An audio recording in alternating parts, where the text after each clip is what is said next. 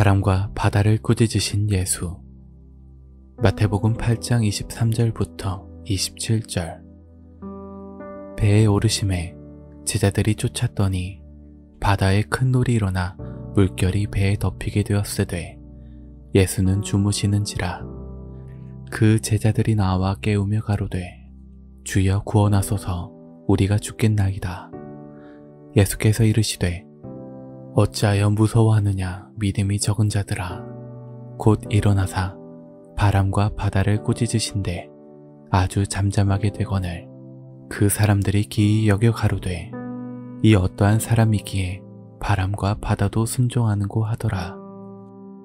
예수님께서 제자들과 함께 탄 배가 큰 풍랑을 만나 위험한 지경에 이르렀을 때 예수께서 바람과 바다를 꾸짖으심으로 바다를 잔잔하게 하신 기이한 일을 행하셨다는 것을 알 수가 있습니다. 이 말씀을 지나간 하나의 표적을 증거하고자 함이 아니오, 이 말씀 속에 숨겨져 있는 이 세대에 나타난 하나님의 섭리가 우리에게 무엇을 깨닫게 하기 위해서 기록이 되었는가를 알아야겠습니다. 바람은 물과 공기에 의하여 지구 표면에 일어나는 대기의 이동입니다. 이런 바람이 귀가 있는 것도 아닌데 하나님의 아들이신 그리스도께서 왜 바람을 보고 꾸짖었을까요? 꾸짖었다는 것은 무엇인가를 잘못했을 때 꾸짖어 바로 잡아주는 것입니다. 그럼 바다와 바람이 무엇을 잘못했고 예수님께서 무슨 말로 꾸짖으셨기에 바다와 바람이 잔잔해졌는가를 말씀을 통해 자세히 알아보겠습니다. 마태복음 8장 23절부터 24절. 배에 오르심에 제자들이 쫓았더니 바다에 큰 놀이 일어나 물결이 배에 덮이게 되었으되 예수는 주무시는지라. 바다에 큰 놀이 일어나 배는 전복될 위기에 있었는데 예수님은 배에서 편히 주무시고 계셨습니다. 조는 것과 주무시는 상태는 다릅니다. 조는 것은 앉아서도 걸으면서도 졸을 수가 있습니다. 여기서 알아야 될 것은 하나님의 아들이신 예수님은 얼마나 마음이 편안하면 걱정 없이 주무셨겠습니까? 근심 걱정 많은 사람은 절대로 편히 잠을 잘 수가 없습니다. 예수님은 편히 주무시는데 제자들은 공포와 두려움 속에 있었습니다. 왜 제자들은 두려워하고 있었는가를 알아야 합니다. 시편 23편 4절에 내가 사망의 음침한 골짜기로 다닐지라도 해를 두려워하지 않을 것은 주께서 나와 함께 하심이라. 주의 지팡이와 막대기가 나를 안위하시나이다. 다윗은 이렇게 고백했습니다. 그러나 예수님의 제자들은 예수님과 함께 있으면서도 두려워했습니다. 깨우며 가로되 주여 구원하여 주소서, 우리가 죽겠나이다. 이 말씀은 육체는 함께 있었으되 믿음은 예수님과 함께하지 못하였다는 사실을 깨닫기를 원합니다. 앞으로 신앙생활에서 많은 환난과 역경을 당하는 성도들이 인내해야 할 시험의 시대가 올 것입니다. 그 심판 때에 인침받은 자들은 해를 입지 않을 것입니다. 하지만 영육이 예수와 함께 있지 아니한 자들은 두려워하고 근심할 것입니다. 예수님의 믿음과 육체와 영이 함께 있는 자들은 결단코 두려워하지 않습니다. 하나님께서 이사야 선지자에게 말씀하신 내용을 보겠습니다. 이사야 44장 8절. 너희는 두려워 말며 겁내지 말라. 내가 예로부터 너희에게 들리지 아니하였느냐? 고하지 아니하였느냐? 너희는 나의 증인이라. 나 외에 신이 있겠느냐? 과연 반석이 없나니 다른 신이 있음을 알지 못하노라. 하나님의 증인이라면 두려워할 것이 무엇이 있겠습니까? 예수의 제자들은 예수께서 행하신 많은 기사와 이적과 권능을 보았지만 예수와 함께 있으면서도 두려워하였습니다. 이사야서 41장 10절. 두려워 말라, 내가 너와 함께 함이니라. 놀라지 말라, 나는 내 하나님이 됨이니라. 내가 너를 굳세게 하리라. 참으로 너를 도와주리라. 참으로 나의 의로운 오른손으로 너를 붙들리라. 이 말씀을 믿는다면 두려워할 필요가 없습니다. 하나님께서 굳세게 하시고 참으로 도와주신다고 약속하셨는데 무엇이 두렵습니까? 제자들은 이런 믿음이 없었습니다. 자기 마음속에 두려움을 가진 자는 그 속에 영적인 예수가 잠자고 있는 자들입니다. 두려움을 가진 자들은 잠자고 있는 예수를 깨워야 합니다. 자기 속에 예수가 살아있고 깨어있는 자들은 두려워하지 않습니다. 예수님은 우리의 증인이 되십니다. 요한일서 2장 1절에 나의 자녀들아 내가 이것을 너희에게 쓰면 너희로 죄를 범치 않게 하려 함이라. 만일 누가 죄를 범하면 아버지 앞에서 우리에게 대언자가 있으니 곧 의로우신 예수 그리스도시라. 그러므로 두려워할 필요가 없습니다. 자기 속에 예수가 살아있는 자들은 말씀을 들으면 기쁨이 넘칩니다. 찬송이 나옵니다. 아주 평안합니다. 그러나 자기 속에 예수가 잠자는 자들은 하나님의 말씀을 들을 수 있는 귀가 없는 사람들입니다. 세상을 일컬어 말하기를 고해라고 말들 합니다. 이처럼 세상은 험한 파도와 풍랑이 일어나는 바다와 같습니다. 파도치는 바다를 건너갈 수 있는 자들은 잠자는 예수를 배에 태운 자가 아니고 깨어 일어나신 예수님과 함께 배를 탄 자입니다. 마지막 심판 때에 하나님 앞에 서서 어떤 핑계를 하시겠습니까? 자기 마음속에 깨어 일어나신 예수님과 함께한 자가 될 때에 우리를 대신하여 바다야 바람아 잠잠하라 라고 우리를 위하여 꾸짖어 주실 것입니다. 세상 끝날에 창세 이후로 이런 환난은 없겠고 이전에도 없는 환난 시대가 올 것입니다. 짐승과 성도들이 싸우게 될 때 짐승이 이기는 시대가 올 것입니다. 그때에는 풍랑과 파도가 배에 삼킬 뿐 아니라 교회도 삼킬 것입니다. 그러한 때에 풍랑과 파도를 잠잠케 하실 분은 예수님인 줄로 믿습니다. 이러한 지나간 역사를 통하여 볼 때 지금 자신들을 바라볼 수 있는 지혜자가 되어서 천국길을 항해하는 예수님과 함께 배를 탄 자가 되시기를 바랍니다. 주무시는 예수와 함께 탄 자들을 무엇이 두렵게 하였습니까? 그것은 바로 바다와 바람이었습니다. 바람과 바다가 제자들을 두렵게 하였고 예수님께서 바람과 바다를 꾸짖어 잔잔하게 만드심으로 제자들은 평안을 찾게 된 것입니다. 그렇습니다. 내가 병들었어도 몸이 약해도 희망과 용기가 있고 예수가 나와 함께하고 있다는 믿음을 가진 자들은 두려워하지 않습니다. 두려워하지 않는 자들은 모든 것을 물리칠 수 있는 믿음과 능력이 있다는 사실을 깨닫기를 원합니다. 그러면 우리가 가는 길에 바람과 바다는 무엇이 있겠습니까? 바다는 세상을 말합니다. 이 세상, 곧 바다에 나타난 바람을 주님께서 꾸짖으셨습니다. 그럼 바람에 관하여도 알아보시겠습니다. 예레미야 5장 13절 선지자들은 바람이라 말씀이 그들의 속에 있지 아니한즉 그같이 그들이 당하리라 하느니라. 말씀 없는 선지자들을 바람이라고 했습니다. 잠언서 11장 29절 자기 집을 해롭게 하는 자의 소득은 바람이라 미련한 자는 마음이 지혜로운 자의 종이 되리라. 자기 집을 해롭게 하는 자들이 어디 있겠습니까? 여기서 말하는 집은 지금 사는 집이 아니요 믿음의 집, 하나님의 교회요 자기 자신인 것을 알아야 합니다. 교회에 누를 끼치고 해가 되게 하는 자는 자기 집을 해롭게 하는 자요 바람과 같이 날아가니 얻을 것이 없다는 말입니다. 바람은 머물지 않습니다. 지나가 버림으로 다시 오지 않습니다. 광풍이 불어올 때는 피하여야 합니다.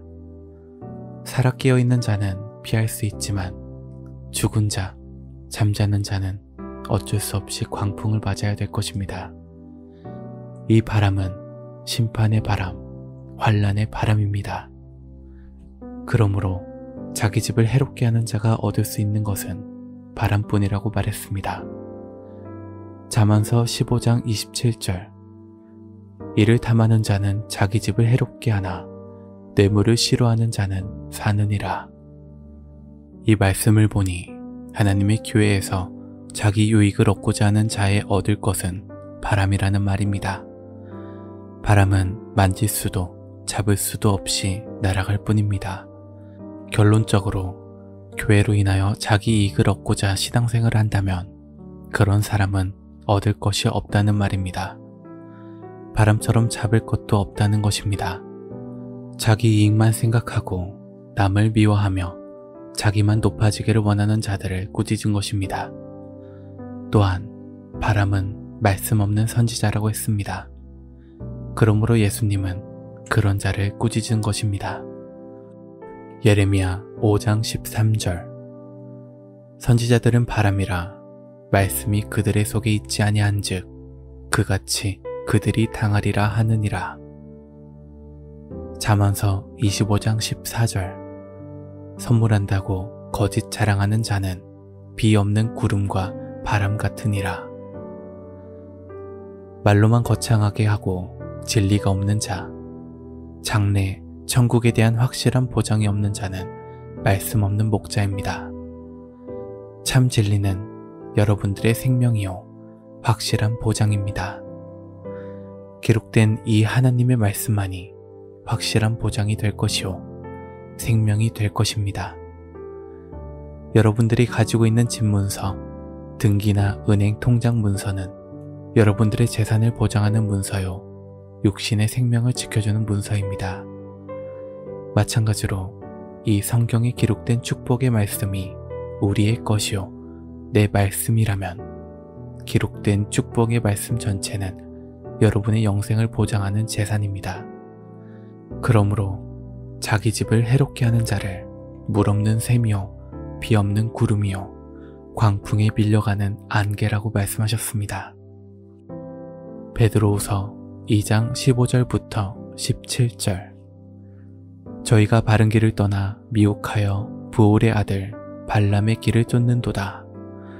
그는 불의의 삭슬 사랑하다가 자기의 불법으로 말미암아 책망을 받되 말하지 못하는 나귀가 사람의 소리로 말하여 이 선지자의 미친 행동을 저지하였느니라.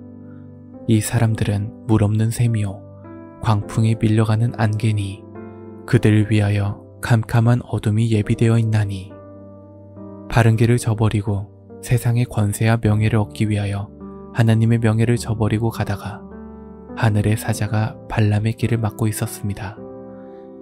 발람이 지나가기만 하면 시퍼런 선지자의 칼을 내리쳐 발람의 목을 치료할 때 말 못하는 나귀가 영안이 열려 그 광경을 먼저 봄으로 자기 주인을 구해주었습니다. 그럴 때에 발람은 두려워하였습니다. 이런 사람은 물 없는 샘이요 광풍에 밀려가는 안개라고 하였습니다. 그렇습니다. 캄캄한 어둠이 예비된 자들입니다. 정치바람이 불어 부정한 일로 떠내려가므로 감옥에 가는 자, 또 어떤 자들은 바람이 너무 세게 불므로 외국으로 떠밀려 도망간 사람도 있습니다. 심지어 날아가서 영영 돌아오지 않는 사람도 있습니다. 바다에는 바람이 있기 마련입니다. 어떠한 바람이 불던 바다에는 바람이 항상 있는 것입니다. 광풍이 아니면 연풍이 있고 연풍이 아니면 미풍, 속풍이 있는 것입니다. 이런 어떠한 바람이 불어도 밀려가는 자가 있습니다. 바람이 세차게 불 때 걸어가지 못하고 밀려가는 자는 다리가 아픈 환자일 것입니다. 발람의 길을 쫓아가는 자들은 허탄한 욕심을 가진 자들로서 바람에 밀려간다고 말했습니다. 그러므로 예수님께서 꾸짖은 것입니다. 하나님의 백성들을 밀려가게 하고 요동하게 함으로 거짓 선지자, 즉 말씀 없는 바람 선지자를 꾸짖음으로 바람은 잔잔하여졌습니다. 참 진리 앞에서 비진리를 가진 자는 잠잠합니다. 말씀 있는 자 앞에서 말씀 없는 자는 잠잠합니다. 알곡 하나 앞에서 쭉정이 수억 만기가 무슨 할 말이 있겠습니까? 잠잠할 수밖에 없습니다. 이것을 깨달아야 합니다. 사기꾼을 통해 집 팔아, 땅 팔아, 사업자금 대주고 큰 부자 될 줄 알고 기다렸는데 사기꾼이 돈 가지고 날아버렸다. 이는 바람 맞은 것입니다. 바람은 지나가게 버려둬야 합니다. 바람에 밀려가면 안 됩니다. 이사야서 26장 16절부터 18절. 여호와여, 백성이 환난 중에 주를 앙모하여 싸우며 주의 징벌이 그들에게 임할 때에 그들이 간절히 주께 기도하였나이다. 여호와여, 잉태한 여인이 상기가 임박하여 구루하며 부르짖음같이 우리가 주의 앞에 이러하니이다. 우리가 잉태하고 고통하였을지라도 낳은 것은 바람 같아서 땅에 구원을 베풀지 못하였고 세계의 거민을 생산치 못하였나이다. 고통하여 낳을지라도 그 낳은 것이 바람 같아서 세계 거민을 생산치 못했다고 말하고 있습니다. 우리는 하나님께서 기뻐하시는 세상 거민을 생산해야 합니다. 이 세상에 있는 세상 거민이 아닌 하나님께서 낳아야 될 세상 거민이 있습니다. 이 세상 거민은 해산할 때에 고통하여야 낳을 수가 있습니다. 오늘날 많은 교계 지도자들이 풍선같이 많이 낳았지만 바람만 있을 뿐입니다. 하나님의 뜻을 알지 못하고 신앙생활을 하는 것은 바람과 같습니다. 그러나 하나님께서 생산하지 못했지만 세상 거민들을 고통 없이 순식간에 생산하게 할 자가 출현할 것을 말씀하고 계십니다. 이사야서 66장 7절부터 8절. 시온은 구루하기 전에 생산하며 고통을 당하기 전에 남자를 낳았으니 이러한 일을 들은 자가 누구이며 이러한 일을 본 자가 누구이뇨. 나라가 어찌 하루에 생기겠으며 민족이 어찌 순식간에 나겠느냐. 그러나 시온은 구루하는 즉시에 그 자민을 순산하였도다.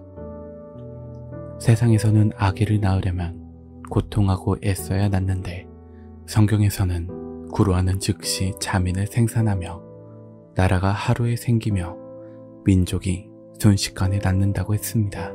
이러한 역사가 머지않아 있을 것입니다. 이를 위하여 오늘날 과학이 고도로 발전한 것입니다. 이사야서 66장 9절. 여호와께서 가라사대 내가 임상케 하였은즉 해상케 아니하겠느냐. 내 하나님이 가라사대 나는 해상케 하는 자인즉 어찌 대를 닫겠느냐 하시니라. 지금은 임신하는 역사입니다. 100명, 200명 임신하는 역사가 아니고 세상 거민을 임신하는 역사입니다. 사람의 눈에는 보이지 않지만 새 세상을 창조할 사명자의 뱃속에 임신하고 있는 중입니다. 낳을 때는 순식간에 낳는 이런 일을 하나님께서 행하실 것입니다.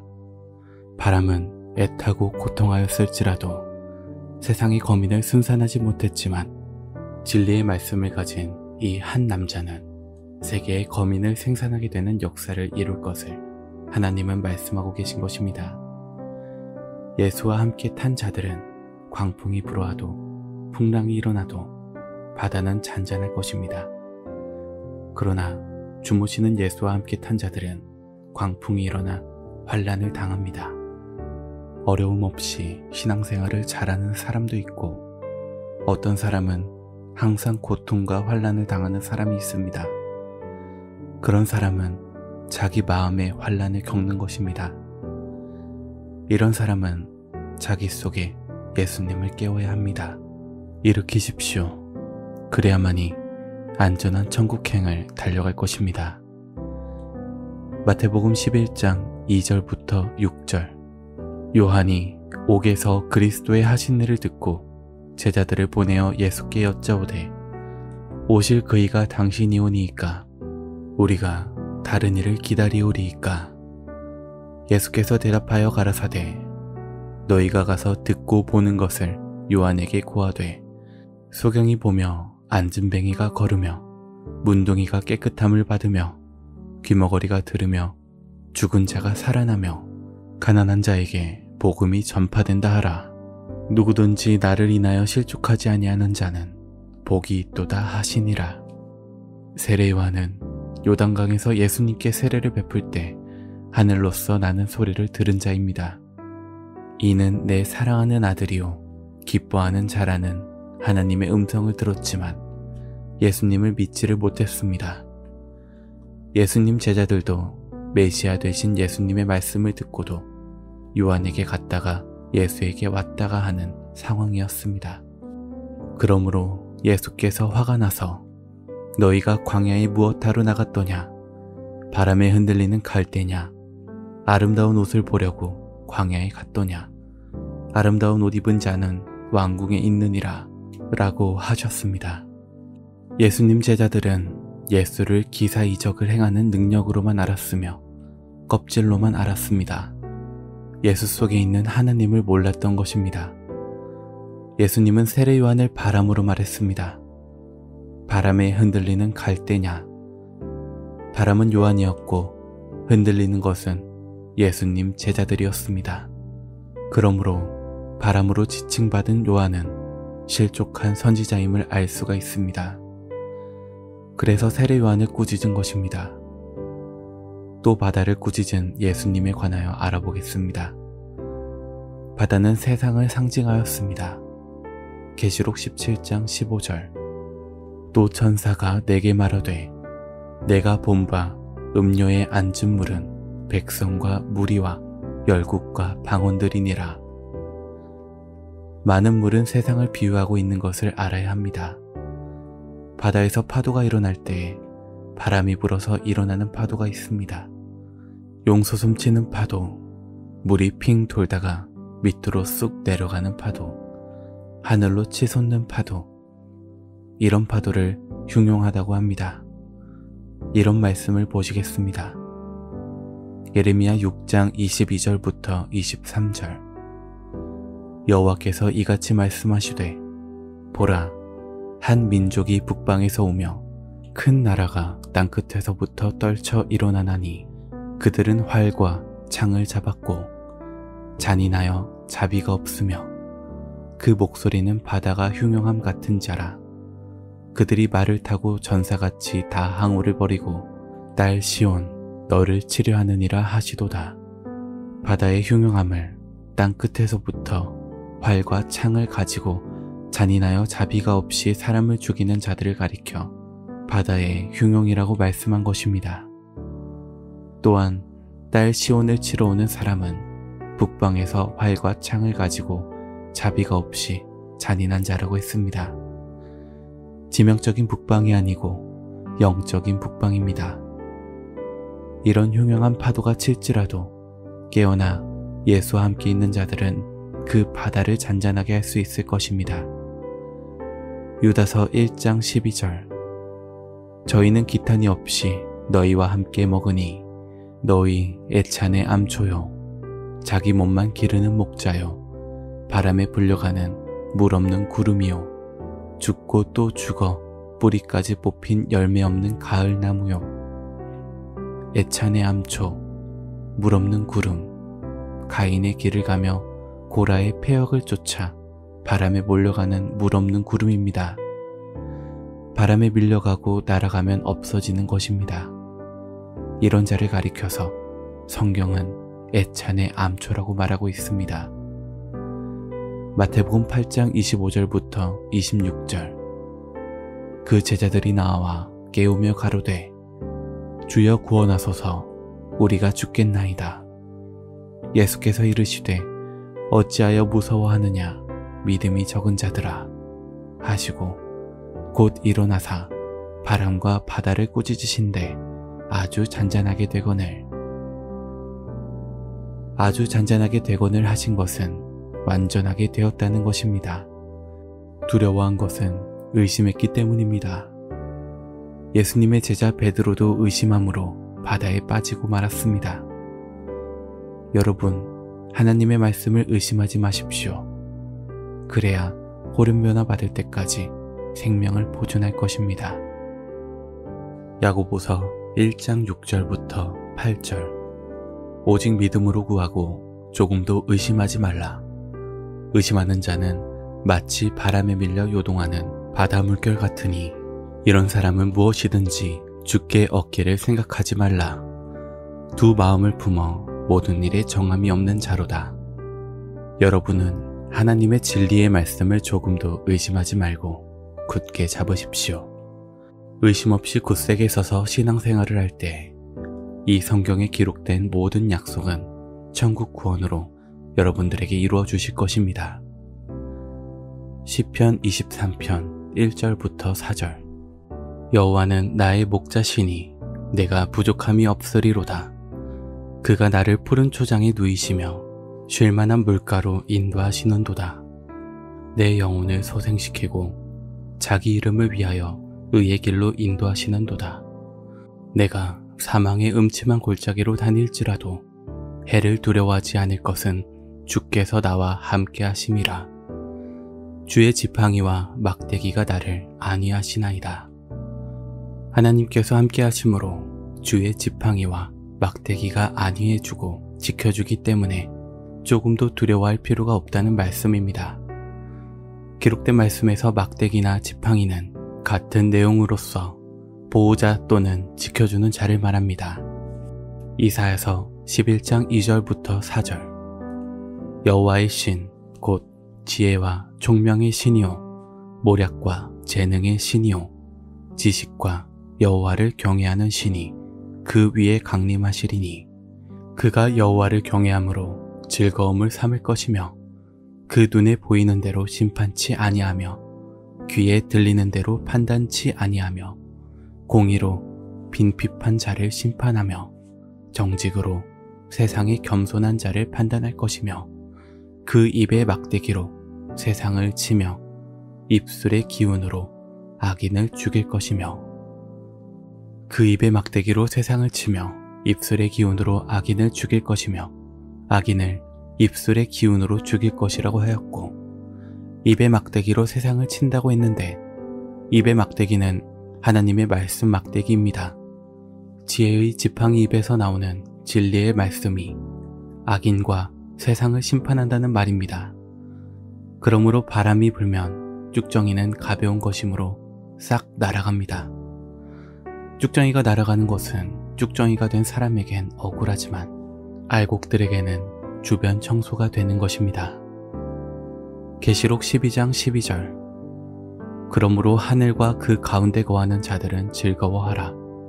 그러나 땅과 바다는 화 있을진저 이는 마귀가 자기의 때가 얼마 못된 줄을 알므로 그게 분내어 너희에게 내려갔음이라 하더라. 하늘과 그 가운데 거하는 자는 하늘에 있는 자들입니다. 하늘에 속한 자들은 두려워할 필요가 없습니다. 그러나 땅과 바다는 화가 있다고 한 것은 바다에 파도가 일어나니 화가 있다는 말입니다. 사단이 땅으로 내려갔으니 바다가 용솟음 침으로 화가 있다는 것입니다. 하늘에 거하는 자는 기뻐하고 즐거워하라 라고 한 것은 아무 두려움이 없다는 것입니다. 나훔 1장 4절. 그는 바다를 꾸짖어 그것을 말리우시며 모든 강을 말리우시나니 바산과 갈멜이 쇠하며 레바논의 꽃이 이우는도다. 바다를 말리우는데 바산과 갈멜이 왜 쇠할까요? 바산은 요단강 동편에 있는 광활하고 비옥한 땅입니다. 과일이 많은 땅인데 그 바산의 성읍이 60성읍이 있었습니다. 바산을 중심으로 하여 큰 도시가 60개나 있었는데 그 성읍이 싹 없어졌습니다. 이런 말씀이 신명기 3장 3절부터 4절에 기록되었습니다. 60성읍이 있을 때에는 바다요, 성읍이 없을 때에는 바다가 말리운 것입니다. 또한 갈멜산이 마른다 하는 말은 갈멜산은 평지 가운데 있는 산입니다. 이 갈멜산에는 양질의 목재감이 숲을 이루고 있었습니다. 나무는 예레미야 5장 14절 말씀에 하나님 백성을 상징하고 있습니다. 그런데 갈멜살 나무 밑에는 바알 신과 아세라 신을 섬기는 사람들이 살고 있었습니다. 바로 바알 신과 아세라 신의 본거지가 갈멜산입니다. 엘리야가 갈멜산으로 가보니 바알 신과 아세라 신을 섬기는 자들이 이 땅은 우리 땅이다 라고 나섰습니다. 그래서 누가 믿는 신이 유일신인가 내기를 했습니다. 장작나무 위에 제물을 올려놓고 자기 신을 불러 제물을 태우기로 했습니다. 바알신을 섬기는 850명은 자기 하나님 바알을 부르며 몸부림쳤지만 대답이 없었고, 엘리야의 하나님 신은 단 한 번에 하늘로부터 불이 내려와 제물과 고랑의 물까지 불살라 버렸습니다. 그러므로 엘리야는 바알신을 섬기던 자들을 잡아 죽였습니다. 이 말씀은 무엇을 말하는 것입니까? 갈멜산에 잡신을 섬기던 그 수목을 비유로 말하면 바알신을 섬기는 자들입니다. 그 수목을 베어버린 것입니다. 그러므로 바알신을 섬기는 자들이 없어졌으니 갈멜산이 마른 것입니다. 성경이 이렇게 비유로 기록되었으니 실상을 증거하는 말씀을 듣지 않고 어떻게 할 수가 있겠습니까? 레바논에 꽃이 떨어진다는 것은 레바논은 동쪽에서 북쪽으로 산줄기가 뻗어 있고 서쪽에서 남쪽으로 뻗어 있습니다. 그 가운데 땅이 있는데 얼마나 땅이 좋은지 농사짓기가 매우 좋은 땅입니다. 거기서 제일 높은 산이 우리나라 백두산보다 1500m나 더 높다고 합니다. 그 산에 백향목 나무가 있는데 둘레가 12사람이 손을 벌려 맞닿는 큰 나무가 꽉 들어차 있습니다. 그 나무가 레바논 백향목입니다. 성경에는 에스겔 31장 3절 말씀에 보면 강대한 아소르 사람을 비유하여 레바논 백향목이라고 기록되어 있습니다. 이 레바논 백향목이 하늘 구름같이 높고 뿌리는 강까지 뻗었다는 것입니다. 레바논 백향목은 향이 아주 좋고 벌레도 먹지 않습니다. 이 나무는 솔로몬이 왕궁을 지을 때 목재로 사용하였으며 배를 만들 때에는 어떠한 바람에도 부러지지 아니하는 돛대를 만드는 좋은 나무입니다.